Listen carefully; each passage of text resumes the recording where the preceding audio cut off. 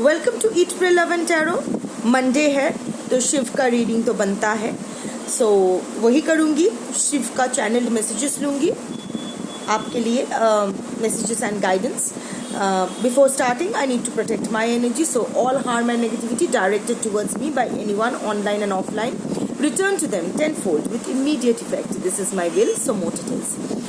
So हमेशा के जैसा 3 कार्ड्स लेने वाली हूँ। कलेक्टिव रीडिंग है, जितना रिजोनेट करे उतना ही लीजिएगा। टाइमलेस है क्योंकि महाकाल को कौन से टाइम फ्रेम में कैद करूँ, और किसी भी जेंडर, किसी भी रिलीजन और किसी भी ज़ोडिएक और जो भी फैक्टर्स है, कोई भी देख सकते हो। इन शॉर्ट कोई भी देख सकते हो। So without wasting time, let's take channel messages and guidance from Shiv.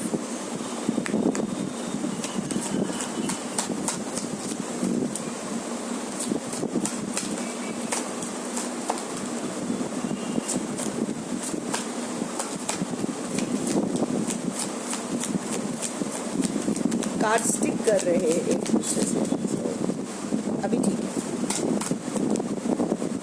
Whatever is that. कोई अपना मुंह नहीं दिखा रहा है, कोई भी कार्ड अपना मुंह नहीं दिखा रहा है। कोई बात नहीं, देखना तो बाद में है। One more. I need one more.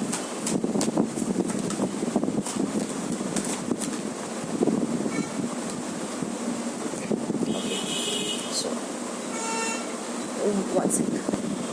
Okay, sorry, there was a personal requirement, whatever. So yeah, start करते हैं रीडिंग। 3 कार्ड्स क्या आए हैं मुझे अभी भी नहीं पता है। सो पहला कार्ड ये वाला आया था, डिस्ट्रॉयर मेजर चेंज। फिर से ये कार्ड आ गया।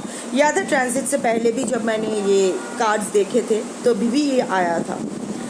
And blessings of Shiva, good Fortune, okay, crossroad, choose the right path. Now it makes sense, it makes complete sense. कितने अच्छे से आया है ना, joining the dots। देखो भाई, of course given the transits, the retrogrades and all that, whatever, cosmic energy में बहुत मेजर चेंज हो रहा है, क्रूशियल चेंज हो रहा है। अब तक तो आप लोग पूरा रट चुके हो कि क्या हो रहा है क्या नहीं हो रहा है। सिर्फ मैं नहीं, ये सारे प्लेटफॉर्म्स पे, इंस्टाग्राम पे, फेसबुक, यूट्यूब, हर जगह लोग भर भर के इंफॉर्मेशन दे रहे हैं और दिमाग का एकदम कचरा कर रहे हैं। Over feeding of emotions, over feeding of information. So anyway, क्या हो रहा है, अगर सिंपल लैंग्वेज में रखूँ तो कॉस्मिक एनर्जी में एक क्रूशियल चेंज हो रहा है। The tables are turning majorly because due to the Rahu Ketu परिवर्तन एंड द जुपिटर वीनस परिवर्तन, along with Shani transiting to Pisces. और पाइसिस में और भी, शनि के अलावा भी और भी 6 प्लैनेट्स पाइसिस के ऊपर से नज़र गड़ाए बैठे हैं। सो एक ये शनिवार रात को शनि ट्रांजिटेड टू पाइसिस, मीन राशि में। तो अगले से अबाउट नेक्स्ट 15 डेज ये एक्सपेक्ट कर लो कि आपके दिमाग शायद ठीक तरह से काम नहीं करेगा। This is in general I am speaking. हाँ, ये कार्ड पे मैं बाद में आती हूँ। जनरली स्पीकिंग, सो ऐसा होगा, आप बहुत स्लीपी फील करोगे, सर बहुत भारी भारी लगेगा, आँख भारी भारी लगेगी, ड्रेन्ड आउट फील करोगे। This is the moon effect, the effect of the transit, the moon effect on Pisces and all that, जो भी हो रहा है, whatever. And of course आपके personal individual horoscopes, planetary positions तो एक रोल प्ले करेगा ही। कितना इंटेंसिटी में किसका सर कितना इंटेंसिटी में दर्द करेगा, ये अगेन डिपेंड करेगा इंडिविजुअल हॉरोस्कोप के ऊपर।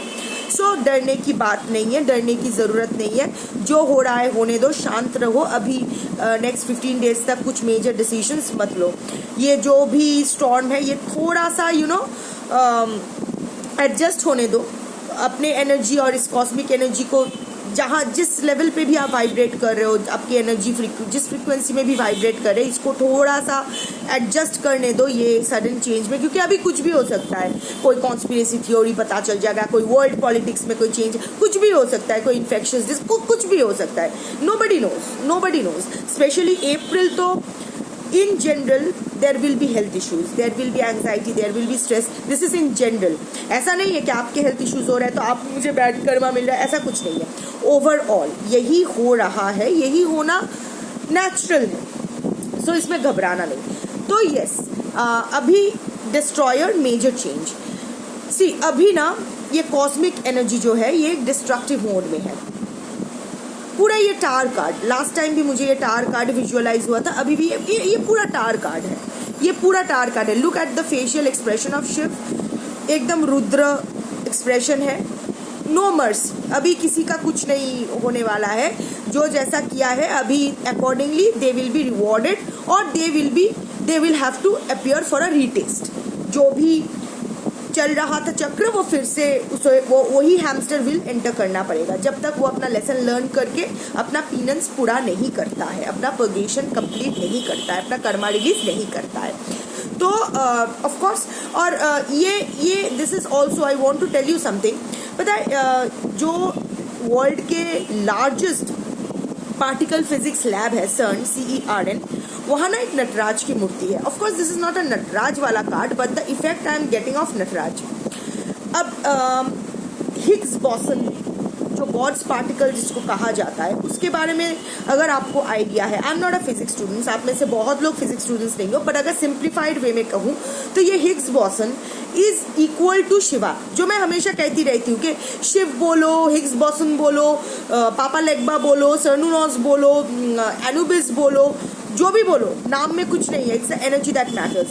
हिग्स बॉसन अगर सिंप्लीफाइड वे में बोलूँ तो इट्स द फंडामेंटल पार्टिकल. ये कहाँ से पैदा हुआ nobody knows. It's a super conductivity इसका काम है. सो यही डिस्ट्रॉय करता, यही क्रिएट करता है. इसी पार्टिकल से बाकी इलेक्ट्रॉन्स, प्रोटॉन्स, न्यूट्रॉन्स जब इंटरेक्ट करते हैं दे gain there masses, accordingly they get accordingly यही है हर चीज़ को क्रिएट करना, प्रिजर्व करना, डिस्ट्रॉय करना, अगर बहुत सिंप्लीफाइड वे में कहूँ. और हिग्स फील्ड जो है that is the cosmic field. It's a electromagnetic field जहाँ प्रोटॉन्स, इलेक्ट्रॉन्स, न्यूट्रॉन्स और भी जो भी सब पार्टिकल्स हैं वो ऐसे ऐसे फ्लोट कर रहे हैं वेरियस फ्रीक्वेंसीज में, interacting with the Higgs particle and gaining their mass, much like the Nataraj, cosmic dance of Shiva, much like the Shiv. क्योंकि ये हिग्स बॉसन का खुद का कोई पर्टिकुलर एनर्जी नहीं होता है, ये न्यूट्रल एनर्जी का होता है. सो यही जो वट एवर अगर सो बहुत ही सिंप्लीफाइड वे में ये मैंने कहा है समझाने के लिए. सो अभी ना the cosmos is in the mood to destroy. अभी शिव का मूड है डिस्ट्रॉय करने का. अभी कुछ क्रिएट नहीं करना है, अभी कुछ प्रिजर्व नहीं करना है. जो टूटता है टूट जाए, मुझे अभी कुछ नहीं जोड़ना है, मुझे अभी कुछ संभाल के नहीं रखना है. That is the energy of Shiv right now. So बहुत कुछ बदलने वाला है आपकी life, irrespective of what your karma is, good, bad, ugly, neutral, whatever. आपकी लाइफ पूरा डिस्ट्रॉय होने वाला है. The tables are going to turn in a good way और अ बैड वे.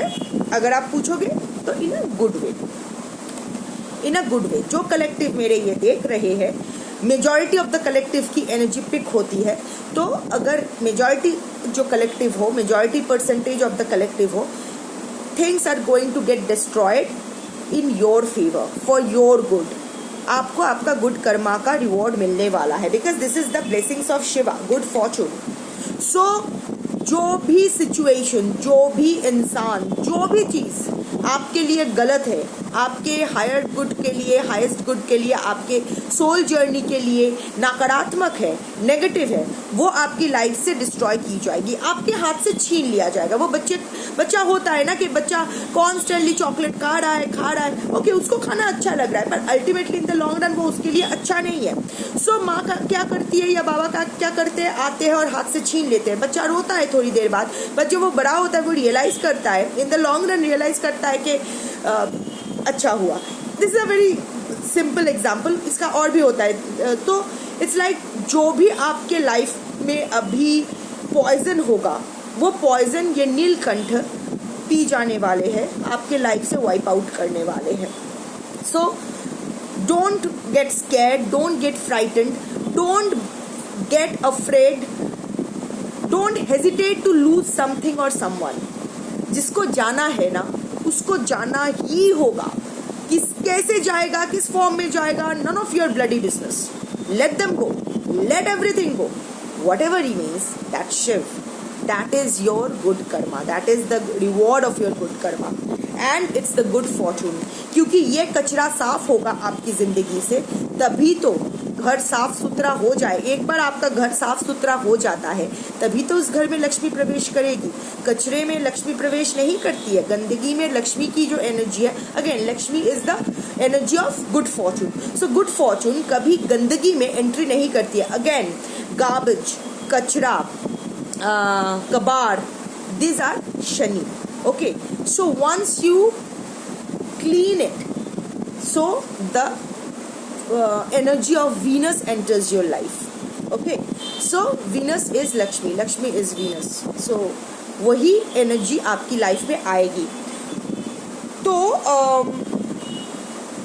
या और also for many of you, आप लोग अपना स्पिरिचुअल गिफ्ट को एनहांस करने वाले हो। अगर सिर्फ अब तक आप अपना इंट्यूशन को लेके, अपना स्पिरिचुअल छोटे मोटे रिचुअल्स को लेके थे, सो मे बी अभी आप वो पॉइंट आ गया है। आप में से बहुत लोग 11 on my counter for a reason, आप में से बहुत लोग अपने एक इनर गिफ्ट को रियलाइज करोगे, वो सरफेस पे आएगी। हो सकता है वो टैरो रीडिंग हो सकता है, कोई एनी फॉर्म ऑफ डिविनेशन हो सकता है, हीलिंग हो सकता है, कुछ भी हो सकता है, मंत्र शक्ति हो सकता है, कुछ भी हो सकता है, पर आपके अंदर एक गिफ्ट वो बाहर आएगा, वो खिलेगा like a lotus also. But इसके और इसके बीच, ये जो डिस्ट्रैक्शन और गुड फॉर्चून के बीच आपका भी थोड़ा सा मेहनत लगेगी, आपको भी थोड़ा सा कुछ करना पड़ेगा। 40 आता है तो आपको जाके कमोड में बैठना होता है, ठीक है। सो वहाँ तक तो आपको जाना ही होगा। खाना खाना होता है तो किचन तक आपको जाना ही होता है। एटलीस्ट ऑर्डर देना पड़ता है, जोमेटो, स्विगी, जो भी फूड डिलीवरी सर्विसेज है वो आते हैं, तो जाके आपको खाना लेना पड़ता है, प्लेट में डालना पड़ता है। तो आपके भी थोड़ा सा कर्म है, और वो ये है। अभी आप क्रॉस रोड्स में फंसे हुए हो। अभी ना आप सोच रहे हो कि क्या हो रहा है, but you are not seeing the bigger picture. ये देखो आप कहाँ हो, क्या है आपका वजूद, इतू सा भी नहीं। और ये देखो, that is the cosmic conspiracy. Trust in the cosmic conspiracy. अभी आप ना क्रॉस रोड्स में हो, फील कर रहे हो, अभी आप स्टक फील कर रहे हो, अभी आपको समझ में नहीं आ रहा है कि क्या कर रहे हो क्या नहीं कर रहे हो, पर यहाँ ना आपको क्लैरिटी लाना है, और ये आपको ही करना है। डिवाइन से आपको बहुत सारा साइंस एंड सिंक्रोनिसिटीज मिल चुका है। आप भी जानते हो कि आपको किस रास्ते जाना है, पर अभी भी आपका माइंड क्लाउडेड है, अभी भी आप सही डिसीजंस नहीं ले पा रहे हो, अभी भी आप कुछ भी अवेयरनेस के साथ नहीं करो। Again I am uttering this word awareness for a reason. अगर मेरे मुंह से ये निकला है वाइल चैनलिंग, इसका बार बार यही निकल रहा है, तो मेरे जो कलेक्टिव्स है वो अवेयर नहीं हो रहे हो।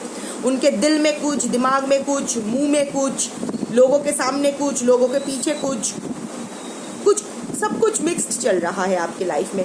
सो लाइफ में ना कंफर्टेबल होने के लिए, unless and until you are comfortable with your own self in your own life, मैं हैप्पीनेस की बात नहीं कर रही हूँ, मैं कंफर्टेबल होने की बात कर रही हूँ। हैप्पीनेस तो उसके बाद आएगा, but the basic step to a peaceful life is being comfortable. तो अगर आप अपने लाइफ में कंफर्टेबल नहीं हो, अगर आप अपने थॉट्स, इंटेंशंस, एक्शंस को लेके कंफर्टेबल नहीं हो, आप अपने आसपास के जो भी आपके डिपेंडेंट्स है, फैमिली, फ्रेंड्स, कंपेनियन जो भी है, उन्हें भी कभी वो उस लेवल का कंफर्ट ऑफर नहीं कर पाओगे। और आपके इंटरपर्सनल जो भी रिलेशनशिप्स हैं, even professional relationships will get affected in every possible way. ये बस आपके पार्टनर के साथ नहीं है, ये आपके पर्सन के साथ नहीं है, ये हर किसी के साथ है। अगर आप देखोगे तो देखोगे कि आपके ना कोई भी रिलेशनशिप सही नहीं जा रहा है। हर किसी के साथ कोई ना कोई मनमुटाव को, किसी ना किसी एंगल में आप, किसी बात ना किसी कचरे में आप फंसे हुए हो, किसी ना किसी जाल में आप फंसे हुए हो। एंड छोटे से छोटी रीजन, बड़े से बड़े रीजन कुछ भी हो सकते हैं, पर आपके इंटरपर्सनल रिलेशनशिप्स किसी के साथ भी सही नहीं बैठ रहा है। You are a dissatisfied soul. आपके साथ जो लोग इंटरेक्ट कर रहे हैं वो लोग भी डिससेटिस्फाइड हो रहे हैं। चलो उन लोगों को मारो गोली, बांधो नहीं, मरने दो उन लोगों को, पर आपकी डिससेटिस्फैक्शन का क्या? वो कंफर्ट लेवल तभी आएगी जब आप में क्लैरिटी आएगी।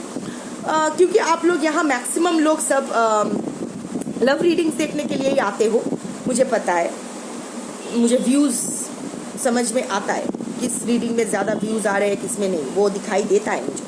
सो अब लव रीडिंग्स, तो मैं लव का ही एग्जाम्पल देती हूँ। आपको बहुत क्लियर होना है कि आपके पर्सन आपको क्यों वापस चाहिए या फिर आपके पर्सन आपको क्यों वापस नहीं चाहिए। आपके पर्सन आपको क्यों वापस चाहिए? फिजिकल नीड्स के लिए नहीं, वो तो कहीं से भी मिल सकता है। इमोशनल नीड्स के लिए नहीं, आपको इमोशनली इंडिपेंडेंट होना है, बेताल की तरह उसके पीठ पे जाके फिर से नहीं लटकना है। आपका हैप्पीनेस आपकी जिम्मेदारी है। अगर आप दूसरी बात नहीं समझते हो तो आपका बर्बाद जीवन आपको मुबारक हो, आप वो डिजर्व करते हो। सो इमोशनल के लिए, इमोशनल सपोर्ट के लिए भी वो जरूरी नहीं है। Financial, you have to be financial independent. कुछ भी करो, कोई भी काम छोटा कोई भी काम बड़ा नहीं होता है, कुछ भी करो, but you can't be just नहीं मुझे देखभाल करने के लिए एक इंसान चाहिए, नहीं, ऐसा नहीं हो सकता। You have to be financially independent. Social, your individuality is your social recognition. Reproduction के लिए आज सिंगल पेरेंट काफी होते हैं। रिप्रोडक्शन के लिए बस एक स्पर्म और एग की जरूरत होती है जो बाहर भी मिल जाता है, जरूरी नहीं है कि किसी इंसान के माध्यम से ही आए, मतलब you know what I mean. So what exactly you are seeking in that person, ऐसा क्या है वो उस पर्सन में जिसके वजह से आपको, ईगो के वजह से कि इतने साल बिता दिया कैसे छोड़ के जा सकता है या मुझे कैसे रिजेक्ट कर सकता है, दीज आर ऑल फालतू रीजंस, ठीक है, ऐसा नहीं होता है। सो बी वेरी क्लियर कि आपके पर्सन आपको क्यों वापस चाहिए। आपके बच्चे का बाप है इसीलिए वापस चाहिए तो है। अगर वो जिम्मेदारी नहीं निभाना चाहता है तो अगर आप उसका कान पकड़ कर भी ले आओगे आपकी लाइफ में तो क्या वो जिम्मेदारी निभाएगा और क्या उसका प्रभाव आप अपने बच्चे पे पड़ने दोगे? I don't think so, that will be a good idea. तो एग्जैक्टली आपके पर्सन आपको वापस क्यों चाहिए? The only factor will be companionship, जहां आप एक दूसरे को पॉजिटिवली इन्फ्लुएंस करते हो और एक हेल्दी ग्रोथ आप लोग दोनों ही अचीव करते हो, इंडिविजुअली एंड टुगेदर। वो अगर आपके पर्सन आपको नहीं दे पा रहे हैं तो वो इंसान, नर नारी किन्नर जो भी हो, वो जहां है अच्छा है। अगर आपके person, now coming to the question, आपके पर्सन आपको क्यों वापस नहीं चाहिए? अभी लाइक नाराजगी की वजह से गाल फुला के बैठो, नहीं वो थर्ड पार्टी के लेके है, मुझे तो देखता ही नहीं है, मेरे साथ बहुत एब्यूसिव बिहेव किया है तो इसीलिए नहीं चाहिए। बट अंदर ही अंदर ना लड्डू फूट रहे हैं, इंतजार कर रहे हो कि कब आपके पर्सन आके आपको मनाए और आप एकदम गोदी में जाके बैठ जाओ। This is not the reason. मैं अपना एग्जाम्पल दूं क्योंकि वो कनेक्ट करने में ईजी होता है। मैं बहुत क्लियर हूं कि मुझे वो इंसान अपने लाइफ में वापस नहीं चाहिए। क्यों? Because he is bad for my health, bad for my physical health, bad for my mental health, bad for my emotional health, bad for my spiritual health. वो प्यार एक तरफ, भावनाएं अपनी जगह, बट वो इन्फेक्शस कचरा मुझे फिर से अपने जिस्म या आत्मा में नहीं लगाना है। I am very clear on that. So वो रीजन होना चाहिए, ऐसा नहीं कि मन में कुछ है बाहर कुछ है। You have to be very very very specific, क्योंकि जब आप ये क्रॉस रोड आपका ही बनाया हुआ है, ये जो 2 ऑफ स्वॉर्ड्स एनर्जी बना के रखे हो अपने लाइफ में, इनडिसाइसिवनेस का जो एनर्जी बना के रखे हो ना, जिसके वजह से आप हैंगमैन पोजीशन में हो, ये आप ही का देन है। आपने ही ये गिफ्ट किया है खुद को। सो अपने तरफ जो अकाउंटेबिलिटी है वो एक्सेप्ट करो and make your choice. The moment you make your choice ना, abundance and good fortune will knock at your door। अगर आप दरवाजा खोलोगे भी नहीं ना तो वो दया दरवाजा तोड़ दो बोल के ये गुड फॉर्चून आपके अंदर आपके लाइफ में एंट्री मारने वाले हैं। पर पहले आपको ये चॉइस करना है। गंदगी के बीच कभी भी कुछ अच्छा नहीं हो सकता है, इन्फेक्शन के अलावा, महामारी, इसके अलावा। गंदगी अपनी लाइफ से दूर भगाओ, क्लैरिटी लाओ, अपनी लाइफ को, अपने घर को, अपने दिल दिमाग को साफ रखो, क्लियर रखो, तभी वो अबांडेंस, तभी वो जो यूनिवर्सल एनर्जी है फुल इफेक्ट में, तभी ना आप आपको भी तो आधार बनाना होगा ना। वो कच्चा मिट्टी के जो कलश है उसमें आप पानी नहीं रख सकते हो। सो आपको भी तो वो आधार बनाना होगा ना, आप में ही वो मैजिक है। सो बट वो मैजिक को मैनिफेस्ट करने के लिए आपको तो उस लायक होना होगा ना। सो दिमाग लेके हर कोई पैदा होता है, पर पढ़ लिख के उस लेवल तक बनना होता है कि वो दिमाग का सही इस्तेमाल किया जा सकता है। ABCD से लेके एक लेवल तक वो पढ़ना पड़ता है, क्योंकि दिमाग में वो होता है, दिमाग का वो कैपेसिटी होता है कि वो कुछ भी आप पढ़ो वो ले लेगा, एब्जॉर्व कर लेगा। पर वो एब्जॉर्व करने के लिए आपको पढ़ना भी तो ज़रूरी है, या फिर ज़िंदगी का पाठ पढ़ना भी तो ज़रूरी है, इन वट एवर वे। किताबी बातें, किताबी ज्ञान के बारे में नहीं बोल रही हूँ मैं, जनरली बोल रही हूँ। सो जो बोलते हैं कि माँ के पेट से कोई सीख के नहीं आता है, नहीं आता है, पर वो रिसोर्सेस लेके आता है, एक दिमाग लेके आता है जो एब्जॉर्व कर सके, प्रॉपर फंक्शनिंग कर सके, दिल लेके आता है जो कंपैशनेट है, सब कुछ लेकर ही आता है, रिसोर्सेस लेके आता है। बस वो चूल्हा जलाने की ज़रूरत होती है, जो माँ के पेट से बाहर आके वो चूल्हा जलता है। सो सिमिलरली द मोमेंट आपके लाइफ में बहुत कुछ डिस्ट्रॉय होने वाला है, ये एकदम तैयार कर लो। आप अगर ऐसा एक्सपेक्ट करोगे कि नहीं सब कुछ अच्छा ही होने वाला है, अभी आपके पर्सन वरमाला लेके फिर से आपके गले में डालने वाला है या पहली बारी डालने वाला है, तो हाँ, अगर वो आपके लिए अच्छा है तो आ जाएगा, अगर आपके लिए अच्छा नहीं है तो यही होगा।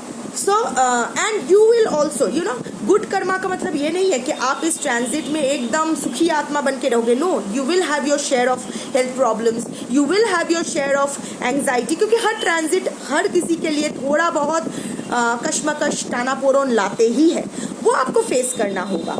But what ever will happen during the course, अभी से इस वक्त से आपके साथ वो अच्छा ही होगा। करवा लगेगा बट ये दवाई आपके लिए अच्छा रहेगा, पर आपको भी आपका you also have to do your bit. So do your bit, leave the rest to the universe to manifest, because Shiv says कि Shiv is going to bless you with all the good fortune of the world that you deserve. ऐसा नहीं है कि कोई no diamond मिल जाएगा आपको, but what ever you deserve you will get it, and in a good way. You have done enough purgation, you have done your karma. Now is the time to reap the rewards of your good karma, and Shiv will ensure that you get the rewards of your good karma. But you will also have to continue doing your healing thing, cleansing thing, making your aura strong, working on your energy. You will also have to do your part. You can't just sit cross-armed and leave everything to the universe. The universe will only mirror what you are giving it to, what you are releasing. So clarity लाओ, awareness लाओ, and सब अच्छा होगा। हर हर महादेव।